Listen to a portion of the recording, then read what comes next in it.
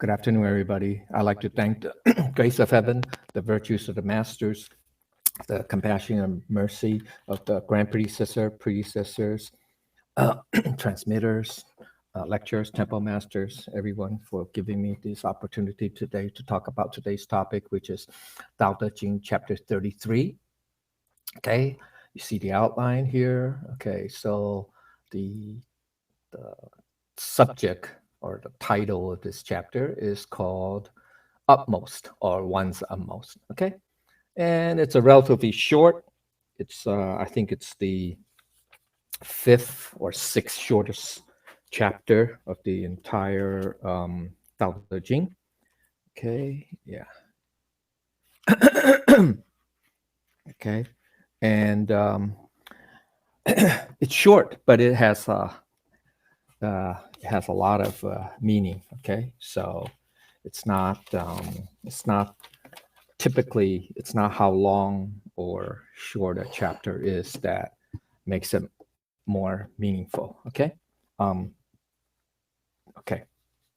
Uh, it's divided into four sections. So it's break from the typical or your usual, which is usually three sections for Lao Tzu, even though it's a short chapter. So in the longer chapters, we've seen four sections, but in this short chapter, One's Utmost, he basically had four sentences of four different ideas. Okay, so that's the first.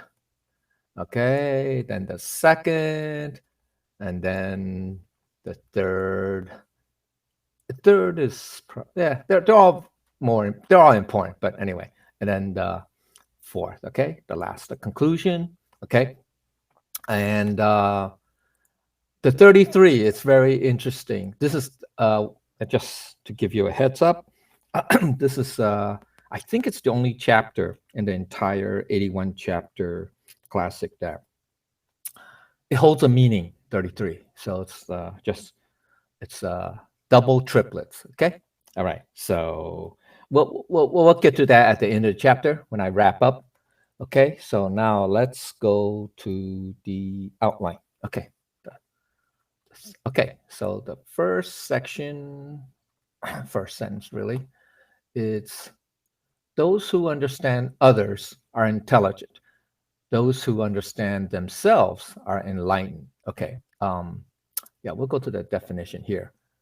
This means to know, right? That word character. Okay. It could also, that's verb. It could also be a noun too, to tell, to notify, understand, or it could be a verb. A verb and a noun. Okay. Noun being knowledge, to understand being verb, or to comprehend, to know. Okay.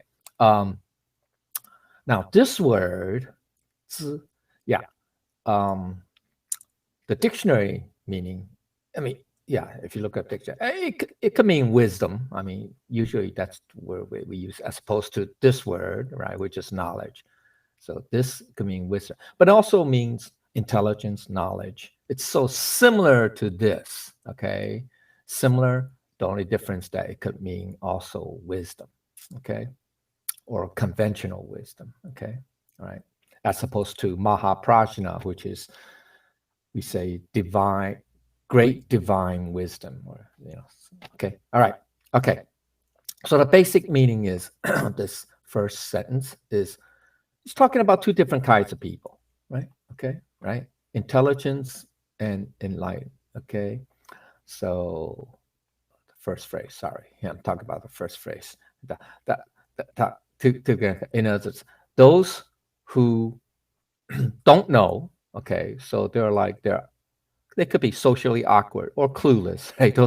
They have no idea how others feel, so they make blunders in lives that they're considered not intelligent. Okay, so that's a negative trait. The second one is those who are perceptive, observant.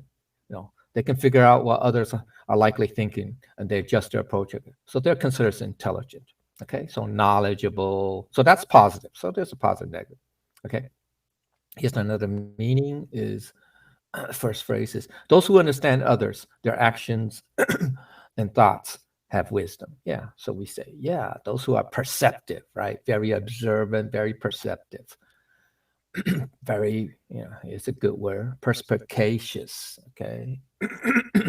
Okay, another additional meaning of the first phrase is unlike some who demand to be understood by others, the Tao cultivator required themselves to understand others first, because being understood by others happens naturally when you demonstrate a genuine understanding of someone else. This shows that you care and have made an attempt to understand others. That's in accordance with Tao, right? So it's not just that people have to understand you, right?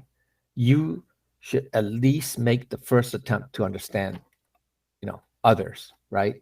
And and then that's when people will in turn make an attempt to understand you, because you show them that you care, and you're trying to understand them. Okay, all right. Alrighty. Okay, here's the further understanding of the. Okay, so there are two components to this. All right. So okay, okay.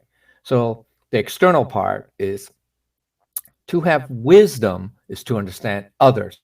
This way we can be harmoniously compatible with their actions.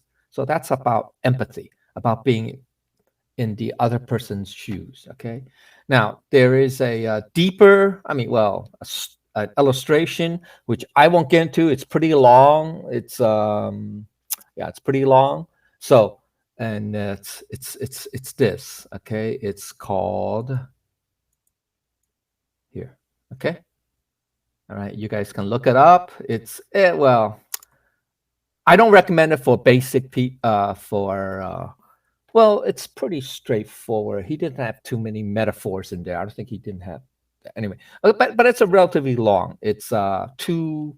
Okay, it's called the fasting of one's heart and mind. Literally means to abstain, abstaining or vegetarian heart. 心斋. Okay. So it comes from the story of Yan Hui's conversation with Confucius before taking leave for the kingdom of Wei.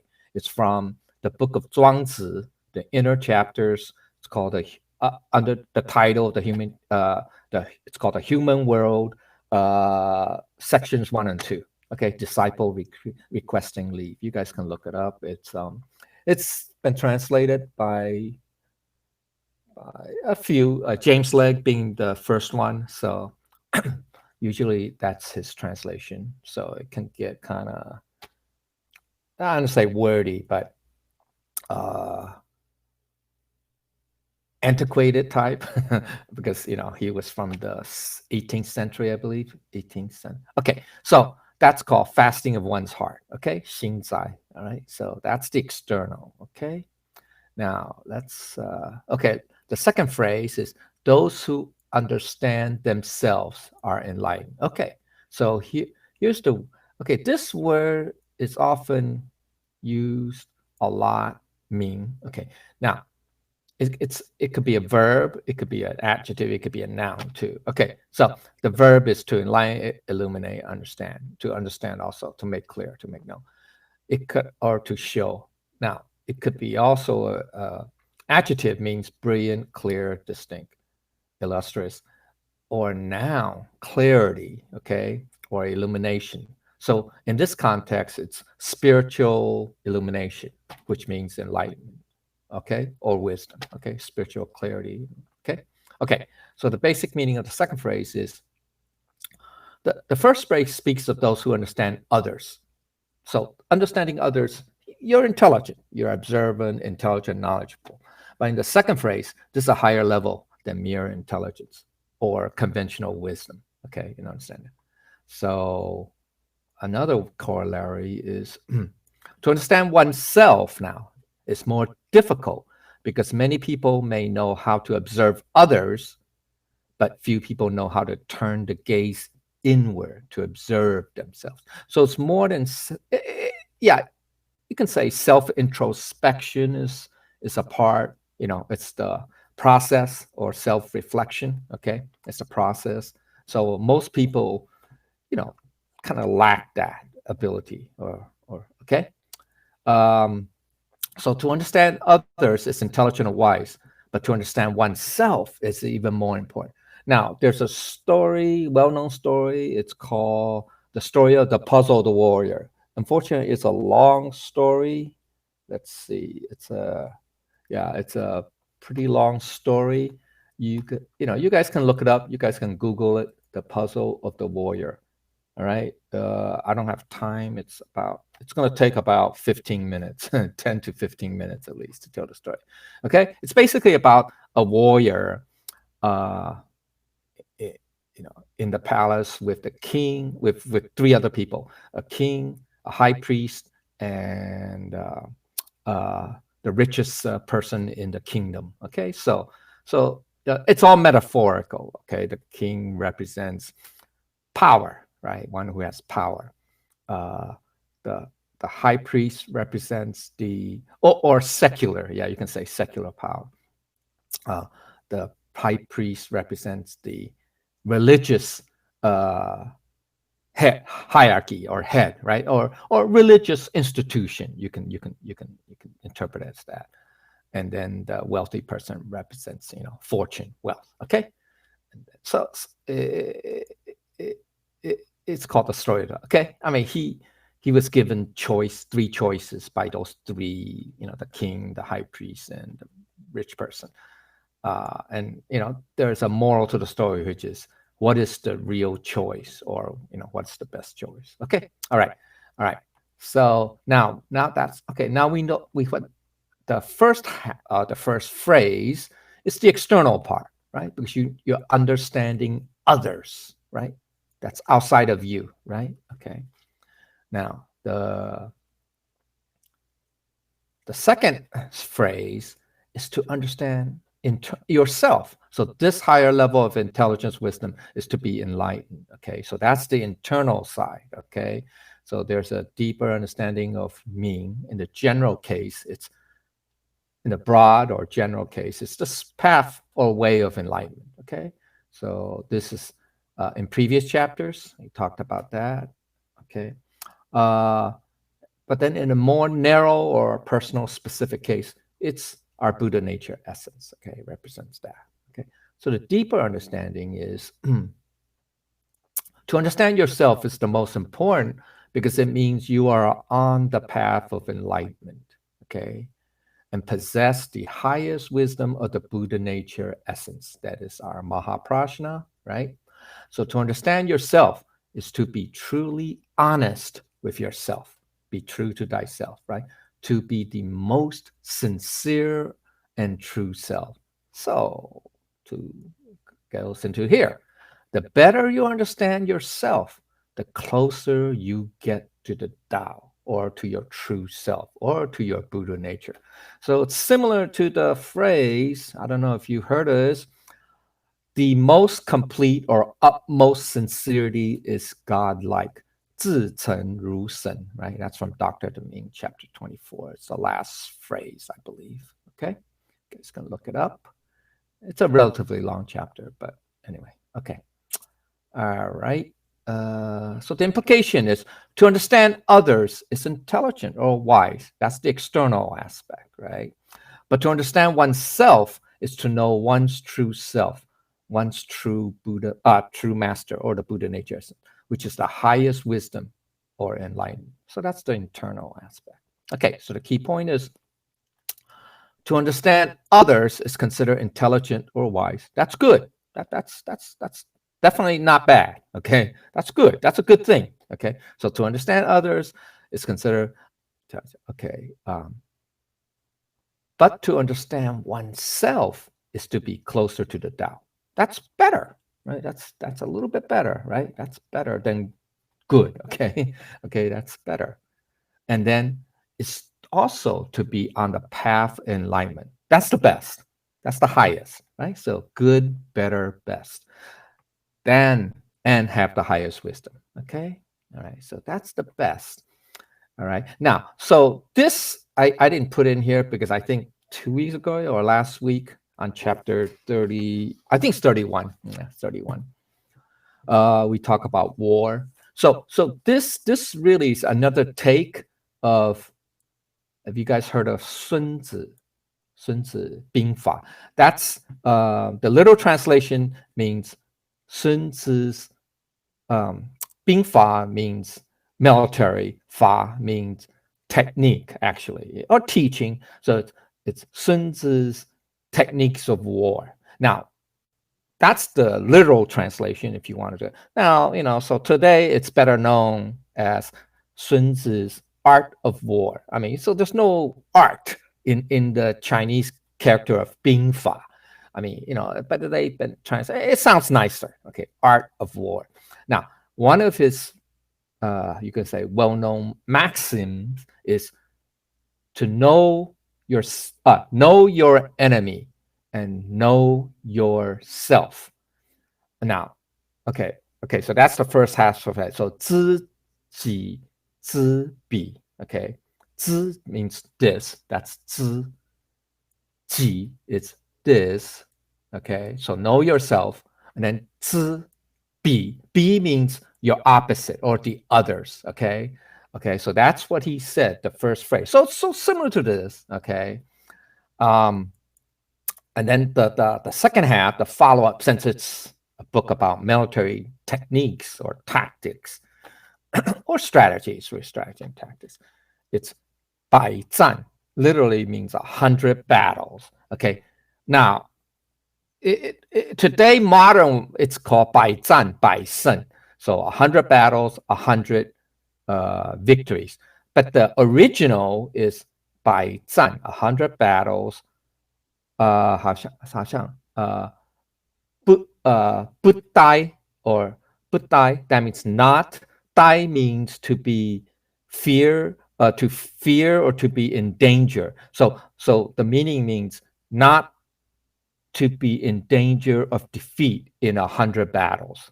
Okay, so then now they translate 百胜 means 100 victories. So 100 battles, 100 victories. Okay, so that's just FYI, extra knowledge. Okay, but that's similar. Okay, so it's similar, but Sun Tzu was using it in the context of military warfare. Okay, or art war or technique. All right.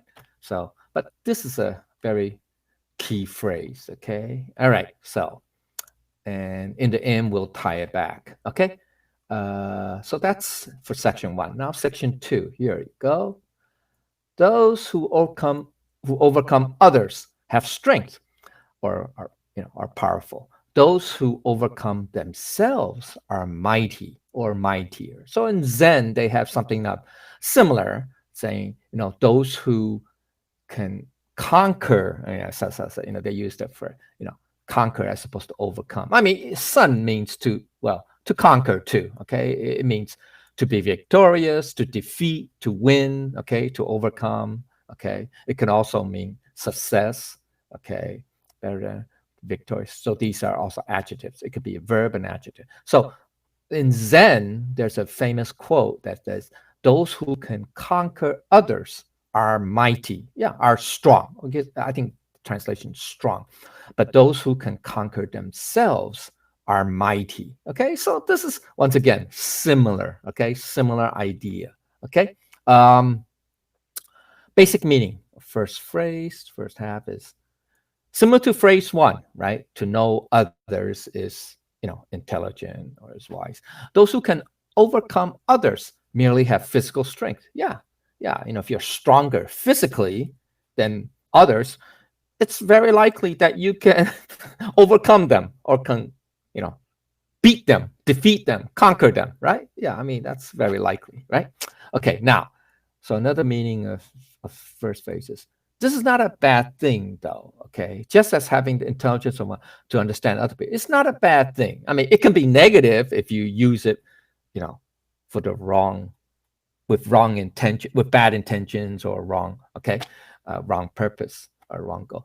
But remember, like in the first section, we talked about there's a positive and negative trait, right? So in general, this is not a bad thing, but there's also, the negative side, which is, you bully others, right? You take advantage of others because you're stronger than them. Okay. So, or you threaten others, right? Okay. So, but all right. So, Okay, so dictionary says ability to overcome others does not mean just physical strength, though, but also social skills. Okay, so there are different shades, nuances. Okay, so example is both physical skills, which is strength, okay, and social skills, which is such as communication, empathy, sympathy, etc., caring, are useful because they can help you overcome obstacles and situations. So that's a good thing, right? That's a positive trait. Okay. All right. Okay. So now let's go to the second phrase. Okay. Second half. Okay. So basic meaning is like there is a level though beyond possessing physical strength or social skills, and that is to overcome oneself. So the first half, once again, is external, and then the second half is internal. Okay, so this is the internal aspect now. So it's not just mere physical strength or even social skills. Okay, so that's what it means is on the internal side is it's to overcome oneself. It's about being spiritually powerful. Okay, spiritually powerful.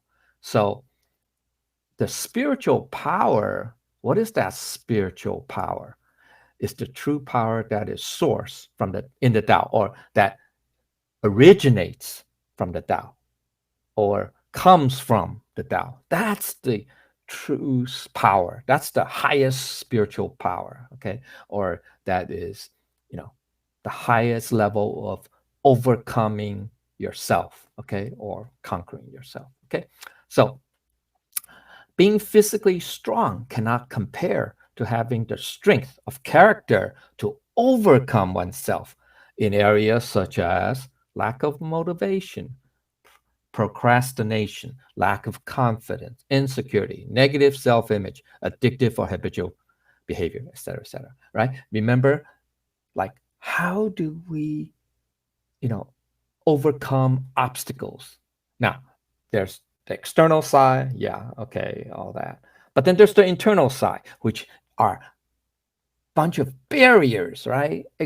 In Buddhism, they call about three poisons, the five attractive or five the five attractive agents, or the five dull vices, the five king vices, or the five dull vices, 五力士、五遁士, right? Okay, those areas. So, and there's the five powers to 武力, but okay, which we talked about, I believe, right? 2 weeks ago or 3 weeks ago. Anyway, so that all requires internal, internal power or spiritual power. Okay, and it's that internal spiritual power will help us overcome, things like three poisons, etc., all that. Okay, so that's why it's the most important. Okay, it's more important. Okay, so here it goes. Okay, so here we go. So to overcome oneself is to conquer one's false self. Yeah, okay. What's the false self? Ego, sixth consciousness, greed, rage, ignorance, arrogance, doubts, false views, pride, torpor attachments. So these are the seven, the last 1, 2, 3, 4, 5, 6, 7, or these contain either the seven, they call it the seven agents, the the um, the the five dull vices, and the ego obviously is the part of the five king vices. Okay, so that's what it is. Okay, so the higher understanding is here. To overcome ourselves is to correct our shortcomings and rid our tempers. 改毛病, 气脾气. That's it. Okay. To get rid of our habitual nature. Okay. So that's why overcoming ourselves is so important. Because if you want to be able to get rid of our bad habits or shortcomings, bad tempers, etc., you have to overcome yourself. You have to conquer your false self. Okay. So that's why it's so important. Okay. All right. So the implication is to overcome oneself is to overcome one's desires of the sex fruits. Yeah, that's very basic. Okay. So key point here it is. That's what the Zen said. To overcome to overcome others is powerful. So that's external. But to overcome oneself or false self is even mightier. Okay, so that's the internal side. So that's the more important. Okay, all right. Let's go to section 3. This is also important too. Okay, those who know contentment are wealthy, okay, or are rich. Okay, those who proceed vigorously have willpower. Okay, so let's look at the basic meaning. Okay. Okay, so so the first half, those who know contentment are wealthy, refers to not so much the amount of wealth, okay, the physical quantity, but the right mental state, the state of mind, okay. You know, what's our, or you can say perspective, mental perspective, okay. All right, so here it is. Another meaning, the first phrase is, you may have a lot of wealth, money, property, etc., but still feel unsatisfied. So you are, in that sense, poor in the mind. Yeah, in your mind, because you're still not satisfied, right? You still want more, right? So in your mind, you're still poor, right? You still don't have enough, right? You don't have enough. You don't. So okay. So that's the state of mind. Okay. So you're never satisfied, right? Okay. Now, okay, so that's one extreme, okay? But there's also an opposite extreme, a kind of self-delusion, okay? You're kind of like not being honest with yourself, where someone chooses, okay, now they choose to live in poverty, feeling that it is true happiness. So that's the other extreme, okay? On the one hand, you have some people who are rich beyond imagination, but they're still not satisfied. Okay. So in that case, they are poor, right? In their state of mind, right? Okay. So they're rich. I'm talking about physically, right? Tangibly speaking. They have a ton of real estate, a ton of money, a ton of gold bars, whatever. Okay. All right. But they still want more. Okay. So that's one extreme, right? Okay. So in that case, in that sense, they're still poor because they still feel they don't have enough. They're never satisfied. Now, then there's the other case, the other extreme, which is some people, now of their own choosing, that chooses, they say, you know what? I'm going to live a life of poverty. I'm going to take the vow of poverty. I'm going to go to the other extreme. I'm going to give everything away. If, let's assume that they have, something or a lot. Okay. And I'm going to live, in a shack, or I don't know, live out of a car or something, and just have one set of clothes, and stuff like that. And because they think that that's happiness. Now that's the other extreme. Now, I don't want to use, I don't want to, but give an example. Let's give an example. Okay. Now during the Renaissance age, I think. There is, anybody heard of Saint Francis of Assisi, right? Okay. Yeah, late Middle Age, early Renaissance. Sorry. Okay, so he came from a wealthy family, I think a merchant family or something. But then, he participated in, I think, the Crusades. I think he went on the Crusades too, and then he saw firsthand, he experienced firsthand, the horrors of war, etc. Okay. Hey, I'm getting an echo. Do you guys hear an echo? No? Okay. Anyway. So when he came back, he survived, he came back, and he decided that this material life was pretty meaningless. So he decided to give everything away and choose to live, a life of poverty, live in the forests and the caves, et cetera, begging for food. Now, I'm not saying that, if you choose to do it, okay, fine. But I'm not saying that necessarily it's morally wrong. No, I'm not saying that. But I'm saying it's a kind of delusion because you're going to the other extreme. Okay, just like Buddha initially did when he left his palace, right?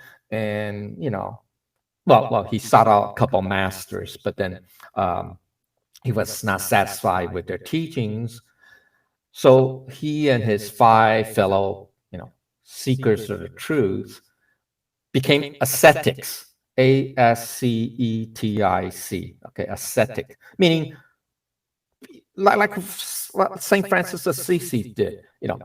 Gave up everything and just go hardcore, poverty, live in the forest, begging for food, etc., etc. Try to live a life of depriving anything, okay, depriving themselves of anything, straight, okay. So that's the other extreme, right? So the Lao Tzu did not advocate that, okay, definitely did not advocate this, okay, he would not advocate that.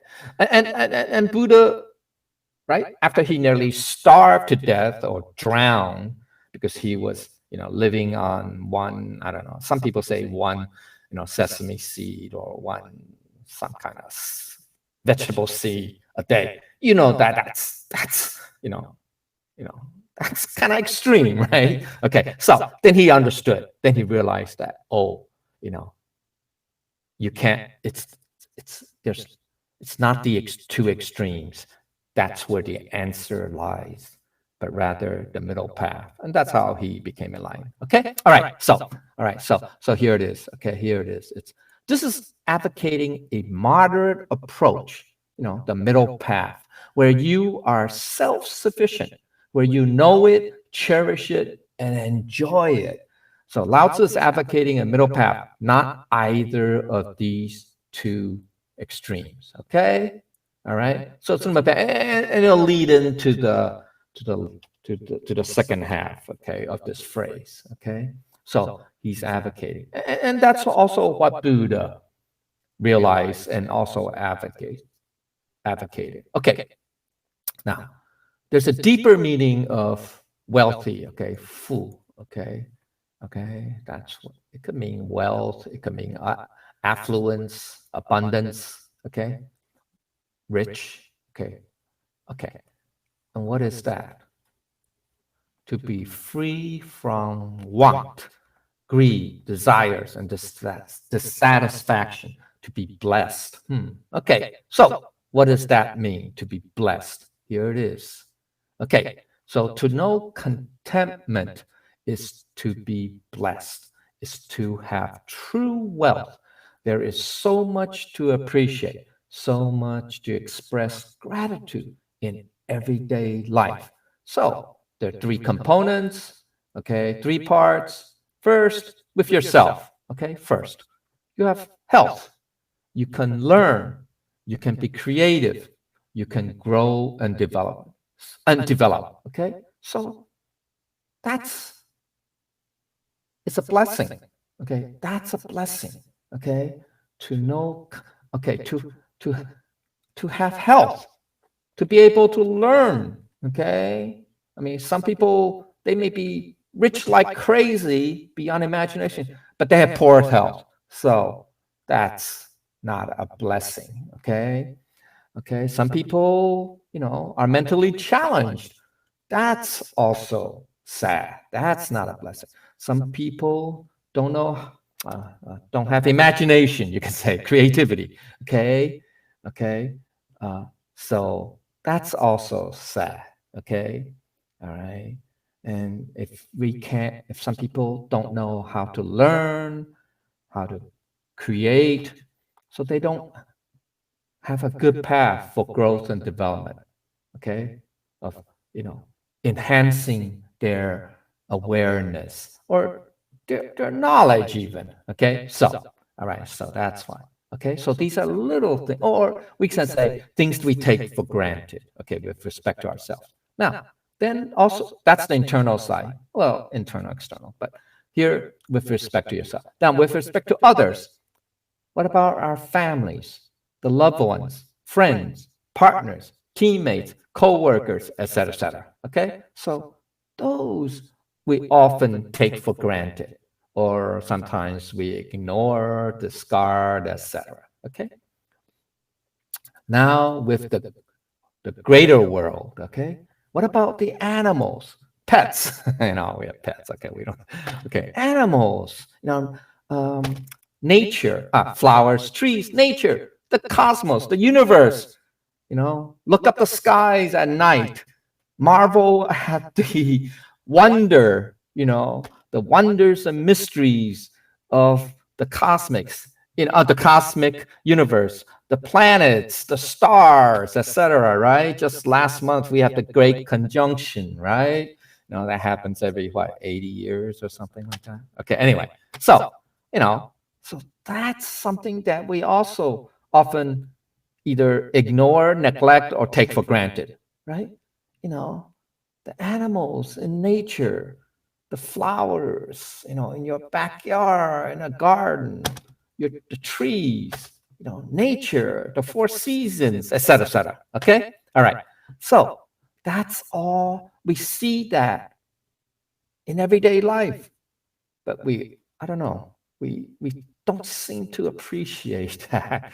Okay, so that's why. All right, so that's so much to appreciate, cherish. Okay, so now, granted, Jesus did say in his Sermon on the Sermon on the Mount, the Beatitudes. That's what they call it. Beatitudes means, it comes from Latin, means beatis means to bless or blessing. Okay, so it's called, so now it's been anglicized to say the beatitudes or beatitudes is the more thing, or or in the Catholic Church they call it to beautify. Okay, so before anybody could be elevated to sainthood, they have to beautify, means to, not to make pretty beauty, but to bless. Okay, anyway, so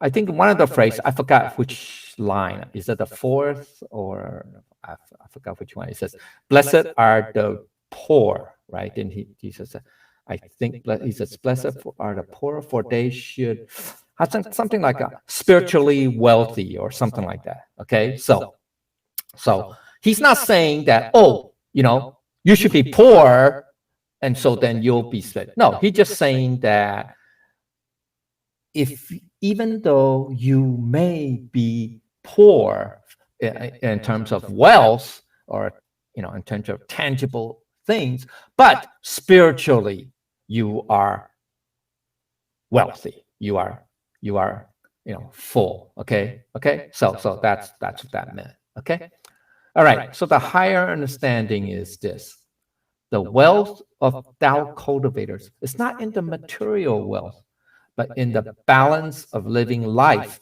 in harmony with oneself, with others, and the world. That's this, right?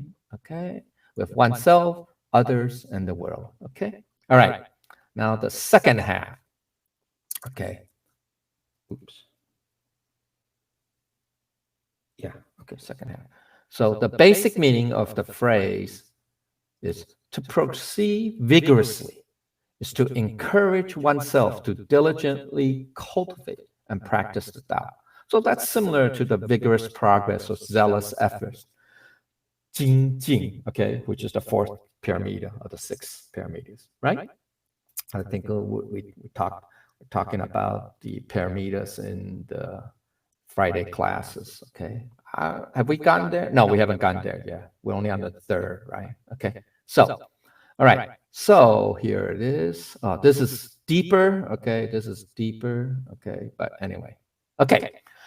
So another meaning of second phrase is, this is not a random kind of let the wind take you wherever it decides approach, okay? So, all right, okay. Rather, it's much more like, you should have clarity, or you should know definitely what is your destination. Okay, clarity on your destination, know where you're going. Okay, and proceed there with a powerful sense of purpose, right? With vigor, right? With uh, uh, diligent, vigorous efforts, right? Okay, so now there's a story in 庄子. Okay, that's 庄子is well, we usually don't talk about him in our in our regular classes, is because he's to understand him really properly, you have to have a good foundation in the Tao principles, or understanding of the Tao, even Buddhist, some of the Buddhist teachings, and Confucian teachings also. Okay, so he's very much like in the Buddhist tradition. Zhuangzi is, I'm not saying it's the same, but he's like parallel, or you can say correspond, parallel to, those of you who've, I don't know, who've read in the Buddhist sutras, the Vimalakirti Sutra, or Wei Mo Jie. I think it's called Wei Mo Jie Jing. Okay, it's similar to him. Okay, Vimalakirti. Okay, but anyway, because they both use a lot of metaphors. They use examples. They use stories, parables, etc. Okay, so in Zhuangzi, it's called the Book of Zhuangzi. Okay, there's a story of a giant rock, ROC. That's a mythical bird. It's a giant mythical bird. Okay, I don't know how you describe it. I mean, there are different pictures of it. It's all artists' interpretation. But in Chinese, it's called the enormous. It's an enormous peng, the peng bird. Okay, who's transformed from a colossal fish called kun. kun. Okay, all right. Okay, so that's the story. So it's the story of a giant rock high in the sky, flying thousands of miles to the southern sea. What's the southern sea? The southern sea represents the aspiration of the Tao cultivator. The destination, the other shore, if you will. The Paramita, the other shore. Okay. So that's from Book of Zhuangzi, Inner Chapters, Carefree Wanderings, sections 1 and 2. So it's the rock journey of 10,000 miles. Okay. Zhuangzi 内篇逍遥游. Okay. 鹏程万里. Okay. So that's an interesting story. It's just full of metaphors. Okay. So basically, you're saying that, well, I don't want to go into, you can look it up and read the translation. It's metaphorical, just about that, the peng bird who was transformed from a giant fish that decided to fly high in the sky, high. And he's a giant bird too, okay? And, he's, how can I say? I don't want to say,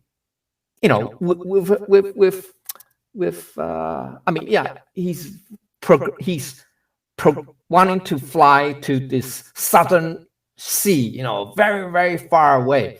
But he's this bird, this peng bird or rock, is very free. It's at ease. It's almost like carefree. You can say he's doing it as leisurely, reaching his destination. Now, what Zhuangzi meant is not that, we humans in life also should, flow with the wind or the tide, and meander about, with our lives, almost like, very carefree, almost like aimless. No, he doesn't mean that. Okay. The key is, the key is first, you must know where your destination is. That's the first one. That's the first. Okay. Then the second is, once you know where your destination is, okay, you want to I'll say equip yourself so that you can reach, that destination, okay, confidently, that you're gonna get there, okay, that you can overcome any obstacle and all obstacles along the way. So that means that once you are on your way, on that journey, fully confident, having the self-confidence and the understanding that you can overcome any and all obstacles, then you can be carefree. All right, that's very important. So it's carefree and leisure pace or whatever comes last, doesn't come up front. So you don't put the cart before the horse. It's the same idea. All right. Okay. So that's why. Okay. Here. Okay. It's when you are clear, absolutely clear on where you're going, what our destination is. That's the goal, right? And when you are well on your way there, that is, you're on the path of cultivation. Okay. You are very confident. You are sure, certain that you will not deviate from that path, path of cultivation, path to Tao. That is when you can relax and be carefree, like the journey of the giant rock, the Pangber. Okay, so similarly in Buddhism, I don't want to call it up. It's in the glossary of Buddha nature terms. It's under the 5 periods. So Buddha, why did he first 12 years, of his teachings, he focused on the agama. It's called the agama period, or the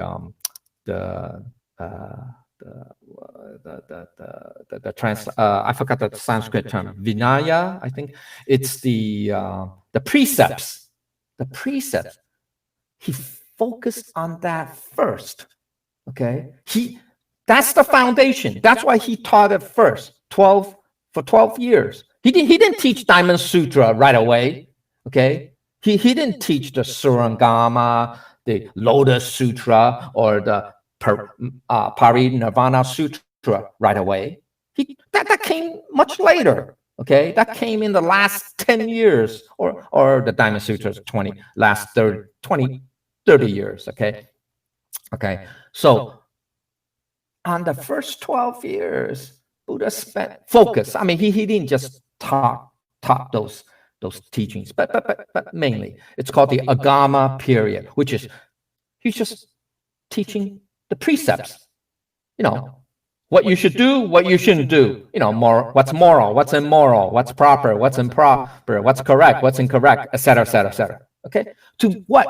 Make sure that we know what the path of cultivation is. Okay, so that's why the first now. Okay, in the 5 periods, the first period is not the agama. It's called the Avatansaka period, but it only lasted 21 days. Okay, so less than a month. Okay, and also that teaching was not to his disciples. Back then, he didn't have a disciple.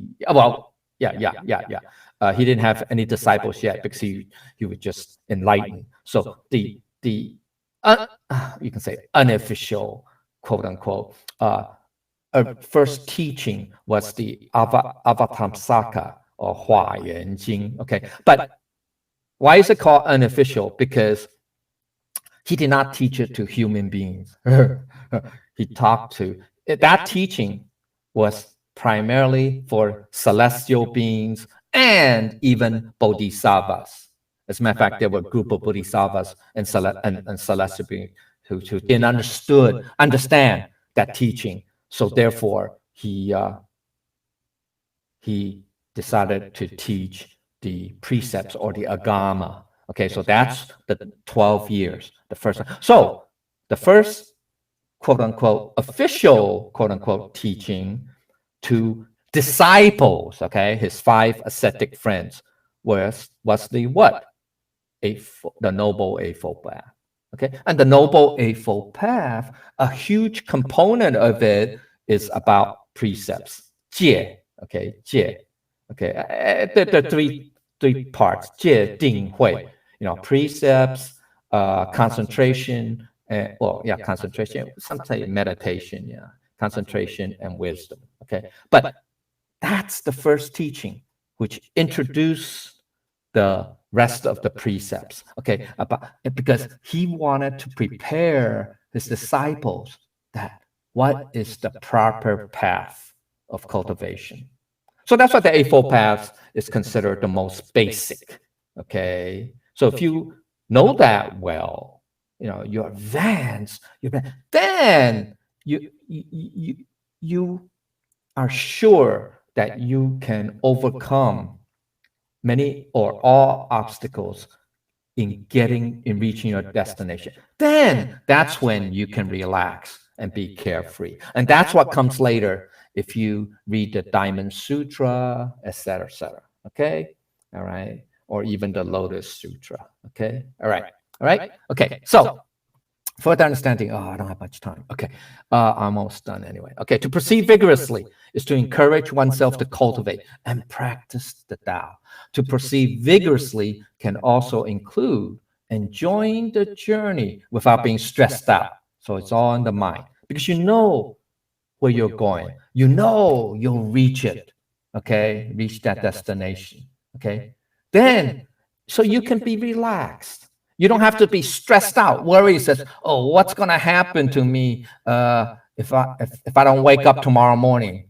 I have so much money. I don't know what I'm going to do with that. I don't know." Okay, so that's why. Okay, all right. Deeper meaning of 次. Okay, that means that normal translation is, we say, right here, where it is, right here, okay? We say it's ambition, aspiration, determination, ideal, purpose, willpower, okay? All right. But the deeper meaning is this. In the general case, it's the aspiration to always be on the path of enlightenment, not to deviate, okay? And then the specific or the narrow personal case is to always follow our true nature, our Buddha nature essence. Okay? All right. So, additional understanding of second phrase means to diligently cultivate Tao is to have an aspiration, goal, direction, purpose in life. To have an aspiration, goal, direction, and purpose in life is to always follow the true self or the Buddha nature essence. It's to be on the path of enlightenment. That represents the great sacred journey of life. Okay? The meaning of life, the purpose of life, etc., etc. Okay? Okay, so the deeper understanding is to be content, is to be free from want, greed, desires, and dissatisfaction. To diligently cultivate Tao is to have the willpower, is to have a purpose, is to have a goal, is to have a direction. Okay, so to be content is to appreciate and cherish what you already have, what we already have. To have the willpower to proceed vigorously is to establish the aspiration to be on the path of enlightenment. Okay, so, being content is the moderate way. Okay, not having either extremes of dissatisfaction and poverty. To be on the path of Tao cultivation is to always maintain the aspiration of enlightenment, a life of contentment, meaning, and path of enlightenment is the ultimate victory, the greatest triumph of all. Okay? All right. That's the key point. To know contentment, 知足, okay, is to be self-sufficient, is to be free of desires and want, is to be wealthy in the mind or state of mind. Okay. To proceed vigorously is to aspire to always remain on the path of enlightenment, is to follow the Buddha nature essence, is to have willpower. Okay. All right. Here's the last section, conclusion. Okay, very important. Those who do not lose their base endure, or you can say lasting. It's lasting. Those who die but do not perish have longevity. Okay. All right. So basic meaning is here. First phrase, okay? Those who do not lose their base endure. Okay, in this context, to not lose your base means to firmly hold on to the Tao as your foundation. Remember last week we talked about the 5 requirements of holding on to the Tao, right? At the end, know where to rest. So this builds on that, okay? So chapter 32, 33, as even 34, they're all related, even 35. These last few chapters, when I say last few chapters, up to 37, okay? Now, all these chapters are going to build up on all the previous chapters, okay? So just let you know, all right? Okay, so, okay, all right, okay, up to 37, because 37 is the end of you can say part one of the Tao Te Ching, which is the Tao part. Okay, then 38 to 81 is the or the virtue part. Okay, so this 37, so we're coming soon to the milestone of finishing the part one, if you will, of the Tao Te Ching. Okay, all right. Another meaning. Because the Tao is eternal, if one is able to live in alignment with the Tao, in tune with the Tao, in accordance with the Tao, in congruence with the Tao, then one too can be as lasting as the Tao. Okay, so additionally, what does it mean? It means this enduring or lasting is not just in terms of other people's memories of you, but enduring or lasting in every context of you, such as, no, this is more tangible side, excellent physical health, as well as mental acuity throughout your entire lifetime. Okay, so that's one part. So that's the, okay, so not just the memory of that people have of you, right? Okay, so also the physical aspect. Okay, but physical existence is impermanent, right? So this enduring or lasting is not about the physical realm or the physical you. The true meaning of enduring, lasting, or longevity, even immortality, is revealed in the last phrase, okay, which is the second half. Those who die but do not perish have longevity, okay? All right. Okay. Okay. Where is it? Okay. Okay. There's a deeper meaning of qi suo. It's basically this. It's to reside or rest in the highest excellence. That's, remember, chapter 32, 30, sorry. Yeah, 32. Okay, chapter 32. All right. Okay, so the deeper meaning is what?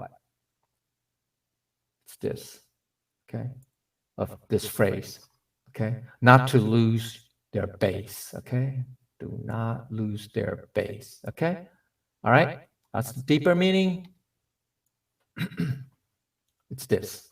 Not to lose the aspiration is to always be on that path of enlightenment.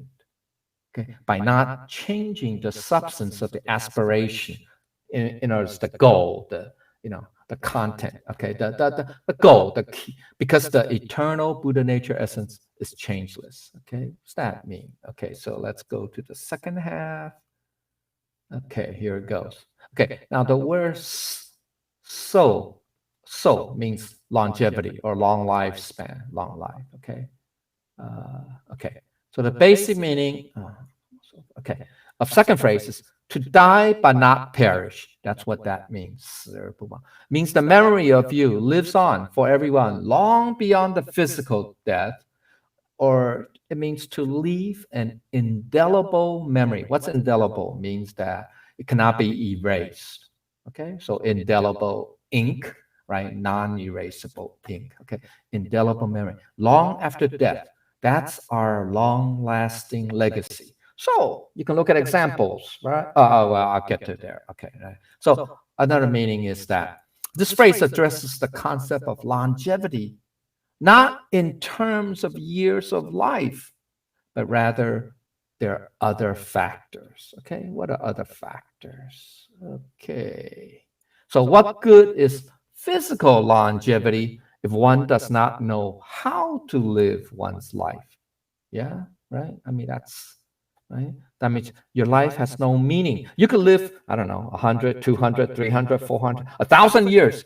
But if you don't know what life's all about, it's pretty empty, even though you could live a long life, right? Okay. So, like what to do with oneself, etc. Okay.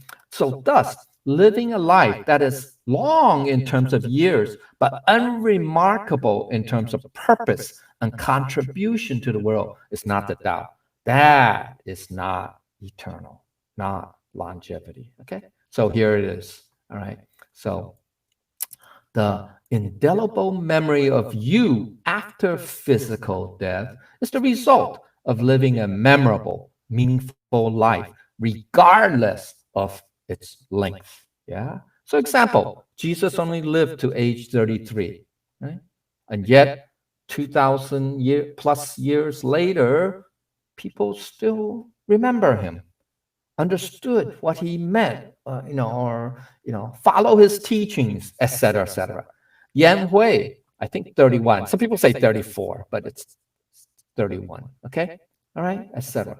Yet, Yan Hui, I mean, lived on 31, and yet we still study, what he did 2,000, what, 500 years later.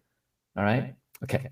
Now, I think um, we already talked about the stories of the lives of the seven Taoist masters, right, in the Friday classes, right? I think that's like 2 months ago, 3 months ago. Okay. So it's the same idea, right? We, you know, well, it's not 2000, but it's about 1,400, 300 years roughly. Okay. After, I think these Taoist masters are in the either Tang or Song dynasty. I think it's the Song dynasty. So that's probably 1,300 years ago, right? 13, 12. Okay. So, yeah, you remember the stories, right? There's a lot of stories, right? Okay, about them, right? Okay. All right. So, another understanding, how does one live a life of meaning then, right? Why? By first knowing oneself and understanding who's one's true master. Okay, so that ties back from this last phrase or last sentence, pretty much. It ties back, circles back to the first sentence in section 1 at the top. Okay, all right. There's a deeper meaning of Bu Wang, means one who does not die or immortal. Okay. It's the everlasting spirit of one's life. Okay. And then the deeper meaning of soul. Okay, here it is. It's the general case is to return to one's original state of purity and stillness. It's similar to return to the state of the infant. Remember in chapter 8, section 1, eternal virtue, or to return to one's original true permanent home. Okay, so that's a general case. The specific case is to transcend samsara and not be bound by karma or return to the state of nirvana. So, what? That means what? You don't have to reincarnate, right? That's the deeper meaning of soul, longevity. Okay? All right. Okay. Deeper understanding. By not losing the aspiration to always be on the path of enlightenment and holding on to the Tao, one can achieve immortality even after one's death because of the spiritual aspect of one's life. Okay? All right. Okay, higher understanding. In order to live a life of the Tao, one must first attain an understanding of one's mind, Mingxin, and realize, or literally means to see, one's true nature. That's the Jianxing part. Okay, and be on the path of enlightenment. Okay, that's the deeper meaning of meaning, clarity, or enlightenment. to be awakened to one's Bodhi mind. That's absolutely necessary. So in the Buddha nature class, we say 明心见性 is absolute requirement, just as to be awakened to one's Bodhi mind. 觉醒菩提心. These are absolute requirements or necessary requirements to achieve enlightenment. Okay, if you don't have this, you will never achieve enlightenment. Okay, all right. Okay, it's absolutely necessary. Okay, so those who are able to be always on the path of enlightenment and hold on to the Tao are those living in the Tao, living in accordance with the Tao, in tune with the Tao, in alignment with the Tao. They will not perish and will achieve immortality, living in accordance with the eternal Buddha nature essence. Okay? All right, here's the conclusion. I got more. Okay. All right. But here's the key point. Last phrase or last sentence of section 2 of this chapter. Those who are able to be always on the path of enlightenment are able to firmly hold on to the Tao, are able to be in congruence with the Tao. It means same as the Tao. Although their physical bodies are long gone, they will still be immortal because the spirit of their lives is everlasting. Their lives of meaning have not vanished. Their lives are in accordance with their true nature. They are able to return to their original state of purity and stillness. They are able to return to their original true permanent home. That is to achieve immortality, to do one's utmost and to achieve one's utmost. That's the title of the chapter, right? To one's utmost. Okay. All right. Okay. So that ties back to the first sentence. Okay. Now there are what I call 5 pillars of powers. 五为力. Okay. So of this chapter, what Lao Tzu was pointing out. So how can one live a meaningful and memorable life? Yeah, okay. A life that does not perish. Okay. Okay. Okay. First, this is it. This is understand yourself.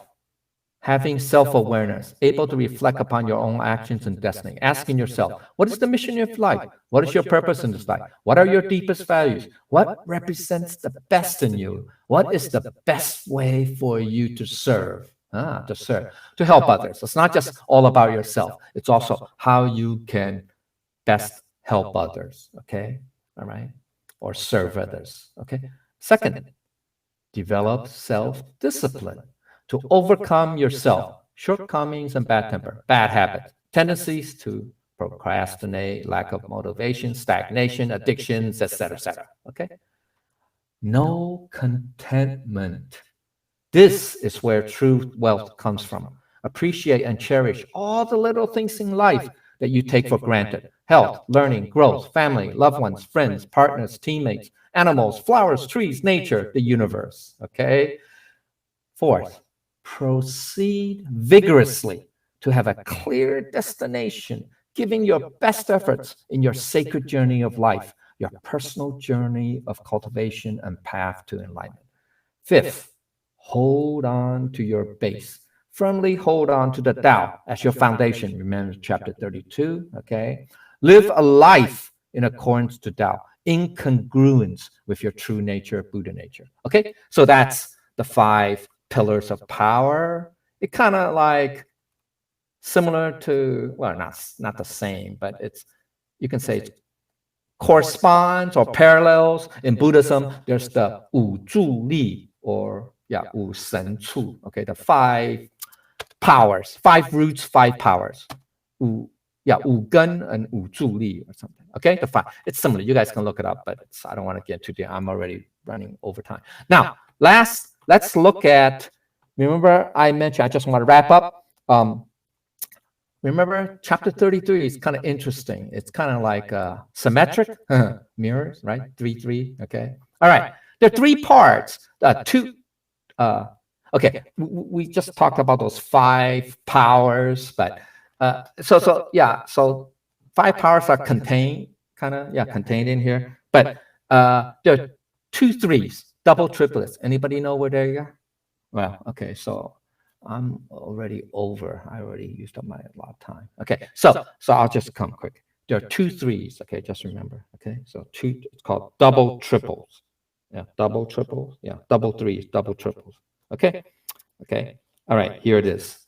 First one is the first triple or triplet is about knowing, understanding. Okay, so what are they? Here it goes. Let's do this. Okay, here. This,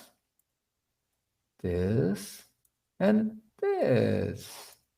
Make sense? Oh, sorry. Oh, no, I was wrong. Ooh. This, and this. Sorry. Right? To know. Okay, so that you get a hint if you read the Chinese. 知. Okay, so it basically means, okay, to know or understand others, that's the external. To know or understand oneself, that's internal. And to know contentment, that's the physical or intangible side too, right? Because it could be in the mind too. It's both external, internal, but it's physical and metaphysical, you can say, or tangible, intangible. So that covers everything. Outer, inner, and all space, time. Okay? So that's the first triplet. Okay? To know, understand. Now, what's the second triplet? It's easy. Okay, it's here. It's parallels. I mean, kind of far. Okay, here it goes. First, second, and what else? Anybody know? It's definitely not here. It's right here. Okay? Okay, so that's to what? Overcome others. That's the external, right? To overcome oneself. That's the internal. And what's this? Vigorous progress. That's the physical and intangible, both, physical obstacles and mental obstacles or intangible. So, okay. So tangible, intangible, your internal, external. Okay. And okay, so that's the second triplet. Neat, yeah? Okay. All right. This is also important, right? Basically means to hold on to the Tao. Okay. All right. So, okay. That's all I have. If I said anything wrong or not proper, I ask for the Buddha's and Laozi's forgiveness. Okay. Any questions? Lots of meaning in this chapter. Short, but it's okay. Yeah, actually, I think maybe you can kind of the story of the rock, right? Yeah. I guess you can maybe try to explain a simple explanation of the metaphor, right? I mean, the fish transforms itself into the bird, right? And it flies away freely, and yeah, I mean, we're like the fish. We're in this. Well, the fish lives in the water, and so how do we get out of that? I mean, we have to leave this world. We leave break the attachments to this world. Break all the shackles that keep us in this world, and then we can fly free and achieve. And all that. Yeah. That's the metaphor. That's but it's kind of long, so I didn't want to talk about it. It's in the inner the inner chapters under Xiao Yao Yu. It's translated as enjoyment in untroubled ease or carefree ease. Okay, all right. Okay, so anyway, so it's basically about being on the path of enlightenment. Okay, the cultivation and enlightenment. Okay. Yeah, we have to transform ourselves. So That's why you have to know yourself and overcome yourself. Those are the two necessary factors. Okay. Right. Yeah. Okay. So.